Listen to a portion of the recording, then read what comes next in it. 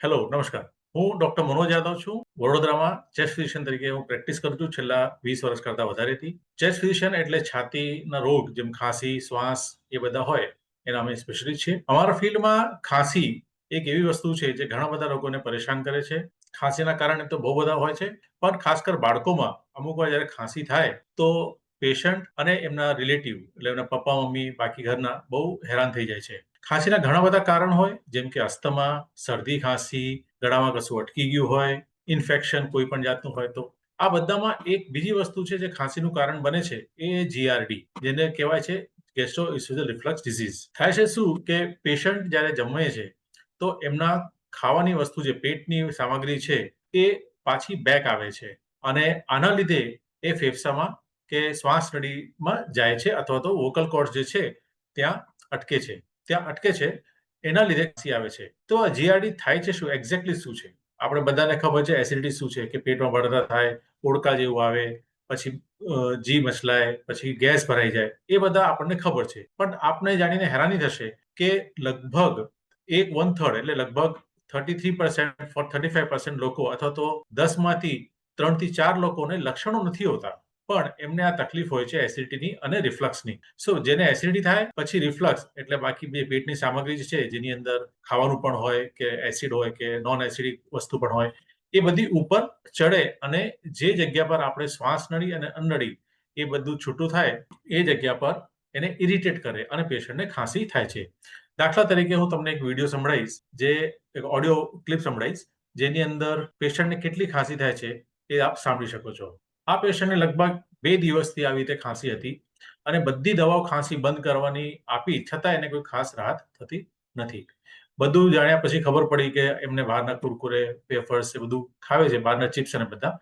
તો એનું શોખ છે. એ બધી વસ્તુ એને બંધ કરાઈ, એસિડિટીની અને રિફ્લક્સની દવા આપી જેની અંદર પીપીઆઈ આવે, ડોમ્સપેરિડોન આવે, એ બધી દવા આપી અને પછી પેશન્ટને સારું થઈ ગયું. તો એસિડિટી આપણા બાળકોમાં ખાસ કર 10 વર્ષથી ઉપરના છોકરાઓમાં થાય છે.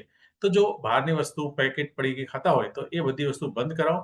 અને બીજી એક માહિતી આપીએ કે મોટા ભાગેના લોકો આજકાલ નાના બાળકથી લઈને મોટા વયના લોકો પણ એ બધા બહુ સ્પીડમાં જમે છે. તો ચાવતા નથી. જે ચાવતા નથી તો એ લોકોને પણ એસિડ રિફ્લક્સ થવાની રિસ્ક વધી જાય છે. તો ધીરે ધીરે ખાવાનું, સરખી રીતે ચાવીને ખાવાનું, જેનાથી આ બધી જે તકલીફો છે એ બધી ઓછી થાય, ખાસ કર ખાંસી. આવા પેશન્ટમાં જેને તીખું તેડેલું, ચટપટો બધું ખાવાની ઈચ્છા છે અને બહુ ખાંસી આવતી હોય તો ખાંસીની દવાથી ના મળતું હોય તો સમજી લેવાનું કે આ રિફ્લક્સ હોઈ શકે છે. તો આપણે આના માટે ડોક્ટરને મળવાનું, ખોરાક ખાવાની પદ્ધતિ ચેન્જ કરવાની, બહારના પડીકાઓ નહીં ખાવાના, ઘરે પણ જે બનાયેલું હોય તો એમાં તીખું તળેલું વધારે ખાવાનું નહીં. અને એક મારું નિમોનિક છે કે CCKK ચબા ચબા કે ખાના. એ યાદ રાખજો.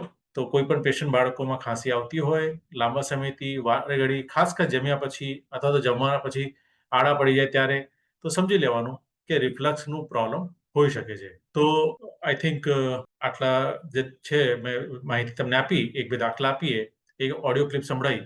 બીજા અમુક પેશન્ટ છે જે ખાંસી લઈને આવે છે, એમને સમજાઈએ છે. જ્યાં સુધી એ ખાવા-પીવામાં કંટ્રોલ રાખે છે, એ લોકોને સારું રહે છે. કોઈ તકલીફ થતી નથી. ખાંસીની દવા બંધ થઈ જાય છે. આવા અમુક પેશન્ટને ખાંસીના લીધે શ્વાસ પણ ચડે અને પછી એમને અસ્થમાનું ડાયગ્નોસિસ ખોટે થઈ જાય. એ લોકોને અસ્થમા નથી હોતું, એ રિફ્લક્સના લીધે જ ખાંસી અને બ્રોન્કાઇટિસ થયા કરે છે. તો આવા કેસમાં પણ જે માહિતી મેં આપી ખાવા-પીવા બાબતે, એ લેવાથી આ બધા પ્રોબ્લેમ પણ સોલ્વ થઈ જાય છે. કેટલાય પેશન્ટમાં દિવસમાં ખાંસી નથી આવતી તો રાત્રે આડા પડે ત્યારે થાય છે. આવા પેશન્ટને ઓશીકો મૂકી અથવા તો માથા તરફનું જે પલંગનું ભાગ છે એને ઊંચું રાખવું પડે છે. કોઈક પેશન્ટને હાઇટસ હર્નિયા પણ હોઈ શકે છે. એના માટે સર્જનનું ઓપિનિયન લેવાનું અને જરૂર પડે તો ઓપરેશન પણ કરાવવું પડે. પણ એ બહુ ઓછા પેશન્ટમાં થાય છે. આઈ થિંક આ માહિતી જે આપી છે એ મને ઉમ્મીદ છે કે તમને બધાને કામની લાગશે. ધન્યવાદ.